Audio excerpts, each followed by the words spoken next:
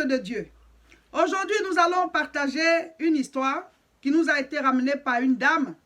C'est l'histoire de son frère. C'est une histoire très triste parce que finalement, le monsieur, il est décédé. Et ensemble, on va suivre et chacun de nous va tirer les leçons. Alors, voici l'histoire. La jeune dame dit que son frère et elle ont commencé à aller à l'église avec leur maman depuis leur enfance. Parce que leur papa n'était pas chrétien. Il ne croyait en rien. Il était tout le temps en train de se moquer de la foi chrétienne. Et c'est quelqu'un qui, au départ, était bien, mais finalement, le papa, il a perdu son boulot. Il était comme ça à la maison jusqu'à ce qu'il vieillisse. Et donc, c'est leur maman qui travaillait et qui se battait pour la famille. Donc, elle les a éduqués dans la foi chrétienne. Son frère, elle, et puis leur petit frère et petite soeur. Et donc, elle dit que son grand frère était très intelligent à l'école. Toujours, en tout cas parmi les premiers de la classe. Et très vite, il est passé comme ça. Voilà. Et à chaque étape, il a eu ses différents diplômes jusqu'à ce que son frère finisse avec l'étude supérieure, la formation supérieure. Et donc, il a passé un concours qui était sélectif et il était parmi ceux qui ont, voilà, les premiers, voilà, à être admis à ce concours. Du coup, il a eu un très bon boulot et on l'a affecté dans une ville. Il avait tout en même temps, très bien installé. Et elle dit que quand son frère a commencé à toucher l'argent, quand il a commencé vraiment à avoir toutes ces bénédictions-là, c'est fini. Il a abandonné le Seigneur. Il ne va plus à l'église, il ne prie plus. Et ça dit qu'il a commencé vraiment à vivre dans le péché, quoi. Et donc, sa mère et elle, qui sont tout le temps en train de... Ce sont les deux qui sont tout le temps en train de le ramener à l'ordre pour dire, mais est ta foi? N'es-tu plus chrétien? Et donc, il commence maintenant à développer certaines théories. Ben, est-ce que la foi chrétienne, est-ce que c'est vrai et tout ça? Papa rigole toujours de ça. Bon, c'est avec maman qu'on partait à l'église. Mais est-ce que vraiment même Jésus même... Il a commencé à dire plein de choses. Et sa maman et sa soeur qui lui disent, mais depuis ton enfance, tu as toujours été à l'église. Tu as écouté la parole de Dieu. Et à chaque étape de ta vie, tu as toujours prié. Et c'est par la main de Dieu que tu as évolué jusqu'à ce niveau aujourd'hui. Et c'est maintenant où tu as réussi, tu es installé là, que Jésus-Christ n'est plus vrai, sa parole n'est plus la vérité et tout ça. Il faut te ressaisir. Reviens au Seigneur. Donc, sa maman prie pour lui. Sa soeur aussi l'exhorte pour qu'il revienne au Seigneur. Mais chaque fois, son papa lui dit, écoute, laisse tout ça, c'est des histoires. Tu n'as pas envie d'être chrétien, ne sois pas chrétien. Moi, je suis là, je ne suis pas chrétien, et puis c'est tout. Donc, si tu n'y crois pas, tu n'y crois pas. Donc, il lui dit à sa maman que ben, finalement, lui tombe du côté du père. Voilà, son père n'est pas chrétien et puis il n'y a rien. Mais sa maman dit, mais tu as toujours prié jusqu'à aujourd'hui. Mais il ne veut pas. Donc, Dieu merci, il a eu un bon boulot, il est bien installé, il a tout va bien chez lui. Et puis, il s'est marié. Il s'est marié, ça fait des années, quelques années, voilà, juste quelques années. Sa femme lui cherche à avoir des enfants, ils n'en font pas. Et elle lui dit, reprends ta vie de prière. Reprends ta vie de prière, le Seigneur, il peut faire le miracle pour que tu enfantes. Il ne veut pas. Et comme il avait entre-temps abandonné la main du Seigneur, sa femme là, c'est pas une chrétienne, elle ne croit pas aussi en Dieu. Donc les deux sont là, ils ne prient pas. Et puis sa soeur et sa maman sont tout le temps en train de l'exhorter pour dire, bon, Dieu il peut faire le miracle. Il y a des personnes qui n'avaient pas d'enfants. Vous êtes encore un jeune couple, vous pouvez enfanter. Tout ça, il n'écoute pas. Et il se trouve que l'entreprise, voilà, où il travaille là, ils ont ouvert un nouveau poste. Et comme il est très excellent, très intelligent, c'est lui qu'on a proposé à ce nouveau poste de responsabilité. Mais dans leur secteur, c'est-à-dire que voilà, le secteur du travail, il y a des anciens qui guettaient ce poste-là depuis longtemps parce qu'ils avaient dit qu'on allait ouvrir voilà, cette nouvelle agence-là. Et puis, ce n'est pas les anciens là qu'ils ont mis. Et c'est lui, le jeune, qui est arrivé seulement il y a 2 ou 3 ans et qui est en train d'exceller depuis longtemps dans le travail. Il énerve déjà les gens, ça ne leur plaît pas. Et c'est lui qu'on a pris devant les vieux là, devant les papas qui ont fait des années dans l'entreprise. C'est lui que, voilà, le grand chef a proposé et c'est lui qu'on a mis. Les yeux ont commencé à rougir. Les yeux ont commencé à rougir. Et c'est là que les vrais problèmes de ce jeune homme ont commencé. Donc, il dit que D'abord, quand la décision est sortie, il a commencé à voir les gens changer de mine envers lui. Déjà, avant, on ne l'aimait pas trop, parce qu'il a dit à sa soeur que les gens le trouvaient trop prétentieux. Vous voyez souvent, tu es un jeune cadre, tu connais beaucoup de choses, tu arrives, tu circules dans l'entreprise, c'est toi qui connais ceci, tu connais cela. Il y en a à qui ça ne plaît pas du tout. Par contre, les chefs, ils sont contents parce que ça augmente le chiffre d'affaires. Mais il ne plaisait pas à certaines personnes. Mais dès l'instant où maintenant où on l'a établi à un poste de responsabilité, il va devenir chef et puis il va diriger une succursale ou bien, il ne sait pas, une agence là. Là, c'était grave. Donc maintenant, il a commencé à recevoir des appels anonymes. Il a commencé à recevoir des appels de numéros masqués, des gens qui lui envoient des messages, qui disent des choses, qui l'appellent, qui coupent. Toi, tu vas voir, on va voir si tu vas vivre. On va voir si ce poste-là, tu vas rester là-bas pendant des années. On va voir même si quand en t'asseyant sur ce fauteuil-là, si tu vas revenir le lendemain. Et donc, il a commencé à avoir peur avec ces menaces-là. Donc, il appelle sa soeur. Sa soeur lui dit, ah, je t'ai dit, il faut reprendre ta foi chrétienne. Tu vois tout le monde comme ça là. Chacun fait quelque chose. Et toi, tu as abandonné ta foi chrétienne. Il dit, ah ok, donc ce qu'on va faire, il faut dire à maman, vous deux commencez à prier pour moi. Elle dit, oui, nous on prie pour toi. Mais ta propre prière, c'est ça qui est important. Là, tu es face à une attaque. Hein. Tu es face à une attaque. Donc ta propre prière là, elle est importante. Il dit, ok, ça va aller, il va reprendre. Mais pour l'instant, bon, peut-être que c'est juste des menaces comme ça. Qu'est-ce qui prouve que c'est vrai? Il a commencé à jouer avec ça. Après ça, il a commencé à faire maintenant des rêves. Dans les rêves, il voit ses collègues-là, les plus âgés de l'entreprise, ceux qui guettaient le poste là. C'est comme s'ils ont une confrérie. C'est comme s'ils ont un truc, voilà. Ils se retrouvent la nuit et ils sont en groupe et ils le poursuivent. Ils se retrouvent dans des clairières. Les gars l'entourent. Ils commencent à lui mettre des couteaux dans le ventre partout. On serre sa gorge. On lui fait des choses. Et quand il se réveille comme ça, il étouffe. Il commence à respirer. Il a peur. Et il appelle sa soeur, il appelle sa maman. Ils disent, mais il faut retourner à l'église. Il y a une église là où tu es dans le quartier où tu es là. Il faut commencer à aller prier. Au départ, il a peur. Après, maintenant, il dit, non, je ne sais pas. On ne sait pas qu'est-ce que ce jeune-là, il avait contre la foi chrétienne.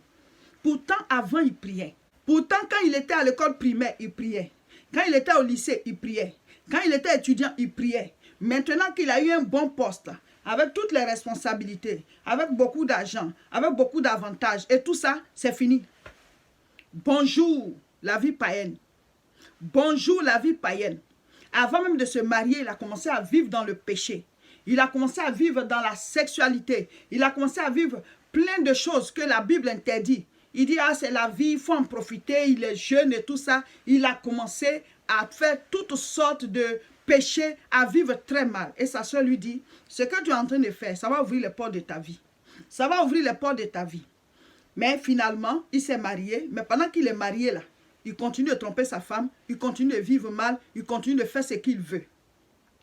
Maintenant qu'il est dans une situation où les gens le poursuivent la nuit, on serre son cou. Sa mère et sa soeur lui disent, reviens à la foi chrétienne. Il dit, ça va aller, que peut-être c'est juste des rêves comme ça. Qu'est-ce qui prouve que c'est vrai et tout ça. Mais il dit, quand il retourne au travail, ceux qu'il a vus en rêve là, quand ils font les réunions, puis ils se retrouvent, parce que certains sont ailleurs, quand ils se retrouvent comme ça, la manière dont les gars le regardent, c'est comme s'ils sont au courant de quelque chose, mais lui, il ne sait pas. Parce que c'est comme, les gars, ils parlent par leur regard. Genre, tu vas voir. Et donc, il a entendu aussi un autre collègue dire que toi, tu n'es pas beaucoup apprécié dans le groupe ici. Tu n'es pas beaucoup apprécié. Il faut faire attention à comment tu marches. Parce que tu te prends trop comme quelqu'un qui est au-dessus de nous. Il dit, mais qu'est-ce que j'ai fait? Je n'ai posé aucun acte. Le jeune n'a pas pris au sérieux toutes ces menaces. Il n'a pas pris au sérieux tous ces signes que les gens lui faisaient venir. Et donc, il a pris maintenant service. Ils ont ouvert le nouveau bureau et il a pris service. Il s'est installé dans le bureau. Il dit, depuis le jour qu'il s'est assis sur son fauteuil dans le bureau, là, le jour-là, il a senti comme si on avait tiré sur son cœur. Il a senti comme si on tirait comme ça sur son cœur. Il a senti un choc au niveau de son cœur. Et il s'est dit, qu'est-ce qui m'arrive? Et à partir de là, il a commencé à sentir des palpitations, des vertiges. C'était parti comme ça. Le monsieur a déclenché une grosse maladie, tout le temps à l'hôpital, tout le temps en train de faire des visites à l'hôpital, tout le temps en train de faire des analyses, tout le temps avec des sachets de pharmacie. C'est parti comme ça. Et sa mère et sa soeur sont venues le voir dans la ville. Là. Elles ont prié avec lui parce qu'il leur a dit que voici, ça ne va plus du tout. Elles ont prié avec lui, elles ont prié avec lui. Elles lui ont dit, reprends ta foi chrétienne. Il a recommencé à prier un peu et par la grâce de Dieu, il a commencé à se ressaisir. Et quand il commence à se ressaisir comme ça, puisque sa maman et sa soeur doivent retourner, elles retournent d'où elles sont venues. Alors lui encore, il retourne encore dans le monde, il retourne encore dans le péché. Cette fois-ci, on ne lui a même plus laissé le temps de pouvoir se ressaisir, on ne lui a plus laissé le temps de pouvoir rappeler sa soeur et puis sa maman, on ne lui a plus donné le temps de pouvoir redevenir chrétien. Le frère, le monsieur, une nuit, il a senti quelque chose et puis il a appelé sa femme, on l'a envoyé à l'hôpital, on dit oui, il a ceci, il a cela, on l'a mis en réanimation et jusqu'à ce que le lendemain, ses parents apprennent la nouvelle, il était déjà décédé. Il était déjà décédé. Mes frères, mes sœurs, nous allons tirer les leçons de cette affaire. Certaines personnes s'amusent avec ce qu'on appelle la foi chrétienne. Certaines personnes s'amusent avec le monde spirituel. Vous négligez votre foi. Vous négligez votre Dieu. Mais ceux que vous avez en face, là, les adversaires, eux, ils ne jouent pas avec leur fétiche. Ils ne jouent pas avec leur mysticisme. Ils ne jouent pas avec leur gris-gris. Ils ne jouent pas avec leurs incantations. C'est vous qui laissez tomber votre Dieu dès que ça va chez vous. Comme si Dieu, là, c'est un pompier. C'est quand ça ne va pas qu'on va vers lui. Il éteint le feu. Quand ça va, on court vers Satan pour aller vivre dans toutes sortes de péchés, dans toutes sortes de dépravations. Et dès que ça ne va pas, allez, on crie à Dieu. Vous n'avez pas compris la relation avec Dieu. Vous n'avez pas compris la relation avec Dieu. Vous ne voulez pas vivre votre foi à fond. Alors que vous êtes en face des gens qui vivent leur mysticisme, leur sorcellerie à fond. Les gens sont dans des confréries. Ils vous guettent et vous vous amusez avec ce qui vous protège. Ce qui t'a gardé depuis ta naissance jusqu'à maintenant. Ta mère t'a enseigné la foi chrétienne. Au lieu que tu vas te mettre avec ta mère, ta soeur et puis tes frères, vous allez prier pour que ton papa puisse se convertir. C'est toi qui es tombé de son côté. Et pourtant, tu vois très bien que le vieux, sa vie, ça ne va pas. Il est en train de rigoler de la foi chrétienne. Mais il a perdu son travail depuis, il ne retrouve pas. C'est ta maman qui vous a pris en charge jusqu'à maintenant. Et au lieu de prendre exemple et t'associer à eux pour que vous puissiez prier pour que ton père puisse se convertir, non, non, non, toi tu es tombé du côté du papa. Et aujourd'hui, avec toute cette intelligence que Dieu t'a donnée, tu aurais pu vivre et puis t'occuper de cette famille-là. Vivre et puis t'occuper de ce père qui a perdu son travail depuis longtemps. C'est toi qui es parti pour les laisser. Tu les as précédés dans la mort là-bas. Tu es têtu, mon frère. Somme chapitre 34, le verset 7. La Bible dit: l'ange de l'Éternel campe autour de ceux qui le craignent et il les arrache du danger. Je ne suis pas en train de dire que si tu es chrétien, tu ne vas jamais mourir. Non. Tous ceux qui sont nés là, tôt ou tard, on va mourir. Même Jésus-Christ lui-même, il est mort, il est ressuscité et il est monté vivant au ciel. Donc, tôt ou tard, on va mourir. Si on n'est pas mort, il y aura l'enlèvement. C'est-à-dire, si l'enlèvement nous trouve sur la terre, on ne va pas mourir. On va monter aussi comme ça au ciel, vivant. Mais, tant que tu es en vie, tu dois savoir que tu as besoin d'une protection. Il y a un ange que Dieu envoie pour protéger ceux qui le craignent. Craindre Dieu ne veut pas dire avoir peur de lui. Attention, on va me faire quelque chose et tout ça, ou bien on a peur. Non, ce n'est pas ça, craindre Dieu. Craindre Dieu, c'est vivre en fonction de sa parole. Craindre Dieu, c'est avoir une part. C'est-à-dire, Dieu doit avoir sa place dans ta vie. Je vis avec lui. Je chemine avec lui. Et comme je suis avec lui, son ange me protège. Quand vous quittez la présence de Dieu, et puis pour vous, vous dites que comme j'ai réussi maintenant, tout va bien, je n'ai plus besoin de Dieu. Mais tu oublies que tu es livré spirituellement. Tu oublies que la porte spirituelle est ouverte et que tes ennemis peuvent t'avoir. C'est vous qui abandonnez votre Dieu. Les mystiques, les sorciers, les serviteurs de Satan, ceux-là qui s'en prendre les gris-gris, là, eux, ils n'abandonnent pas leurs choses. Hein. Quand ils veulent t'avoir, là, si physiquement ils t'ont rien fait, spirituellement ils t'envoient quelque chose et ça te tue. Ou alors ça te détruit, ça te fait perdre ton travail, tu fais un accident, tu deviens invalide, quelque chose t'arrive. Et c'est vous voulez abandonner votre Dieu pour peu de choses parce que le monde vous plaît tellement, le péché vous plaît tellement. Le jeune là, il a réussi. Il aurait pu, comme il s'est marié, la vivre un mariage heureux et puis dans la présence du Seigneur, profiter de ça avec sa maman, ses frères, ses soeurs, s'occuper de son père. Vivre une vie bien, tu es riche, Dieu t'a béni. Mais non, non, non, il faut aller vivre toutes sortes de péchés. Ouvrir les portes de ta vie pour que tes ennemis puissent t'avoir. Est-ce que le poste qu'ils ont créé, est-ce que c'est pour eux? Le chef choisit qui il veut.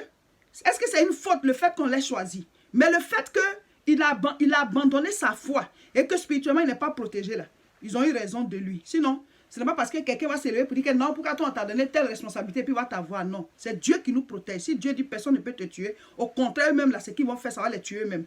Mais lui, il s'est fait avoir parce qu'il n'a pas de protection spirituelle. Donc, quand vous abandonnez la foi chrétienne, là, Répondez à cette question. Qu'est-ce qui vous protège? Ce dimanche, nous serons encore connectés à 10h30 pour la prière sur la page Facebook Réseau International Richesse.